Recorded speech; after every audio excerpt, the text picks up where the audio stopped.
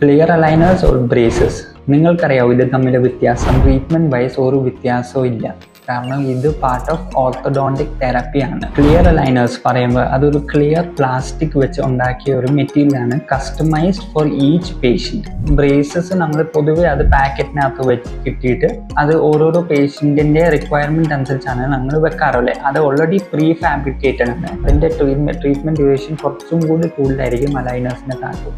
എന്ന് വെച്ചാൽ അത് അലൈനേഴ്സിനെ കാട്ടും ബാഡ് അല്ല, പക്ഷേ ട്രീറ്റ്മെൻറ്റ് വൈസ് ഒരു 4-5 മാസം കൂടി എക്സ്ട്രാ അഡീഷണൽ വരെ പോകാൻ ചാൻസ് ഉണ്ട്. അത് നമ്മുടെ പല്ലിൻ്റെ അലൈൻമെൻറ്റിൻ്റെ കണ്ടീഷൻ അനുസരിച്ചായിരിക്കും അത് പോകണേ. കോസ്റ്റിൻ്റെ കാര്യത്തിൽ വരുമ്പം അലൈനേഴ്സ് പൊതുവെ എക്സ്പെൻസീവ് ആണ്. അതിൻ്റെ മെറ്റീരിയൽ ഉണ്ടാക്കാൻ വേണ്ടിയുള്ള മെറ്റീരിയലിൻ്റെ കോസ്റ്റ്, അതുകൂടാതെ അത് കസ്റ്റമൈസ് ചെയ്ത് ഫാബ്രിക്കേറ്റ് ചെയ്ത് ഉണ്ടാക്കുന്ന ഒരു ട്രീറ്റ്മെൻ്റ് ആണ്. ഓരോരോ ട്രേസ് അനുസരിച്ച് നമ്മളത് പ്രോഗ്രസ് ചെയ്യുന്ന അനുസരിച്ച് നമ്മുടെ പല്ലിൻ്റെ മൂവ്മെൻറ്റ് ഇങ്ങനെ വന്നുകൊണ്ടേയിരിക്കും. ഇത് നമ്മുടെ കൺട്രോളിലാണ് ട്രീറ്റ്മെൻറ്റ് പോണേ. എപ്പോഴും നോക്കുക, നിങ്ങൾ ഒരിക്കലും ഒരു ട്രെൻഡിൻ്റെ കൈവശം പോവാതെ ജസ്റ്റ് നമ്മുടെ ഒരു പർപ്പസിനുള്ള രീതിയിൽ പോവുക. കാരണം രണ്ടും ഒരു ട്രീറ്റ്മെൻറ്റാണ് ചെയ്യണേ.